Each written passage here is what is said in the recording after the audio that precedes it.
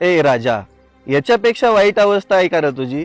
पहिलीला जाणारं लेकरू डायरेक्ट खांद्यावरती मोळी घेऊन ट्रॅक्टर मध्ये टाकतंय. भलेही त्याचंच ते शेत आहे, पण शेतकऱ्याच्या पोराला संघर्ष करायला, कष्ट करायला शिकवावं लागत नाही. ते जन्मजात त्याला वारसामध्ये भेटलेलं असतं. मान्य आहे, शेती करताना हजारो लाखो अडचणी येणार आहेत तुला राजा. हजारो लाखो डोंगरा एवढ्याल्या अडचणी तुझ्या समोर उभा राहतील, पण तो तुला डोंगर फोडून त्या यशाचा झेंडा तुला गाडायचा आहे. कारण की तुझ्या 5वीला पुजलेला आहे तो म्हणजे संघर्ष. तू काही सोन्याचा चमचा घेऊन जन्माला नाही आला. तुला आयतं कोण देणार नाही. देवापुढे जाऊन तू जेव्हा हात जोडशील तेव्हा देव सुद्धा तुला म्हणेल, राजा मी तुला जन्म दिला, तुला हे मनगट दिलं कशासाठी? तुला मेहनत करावी लागेल.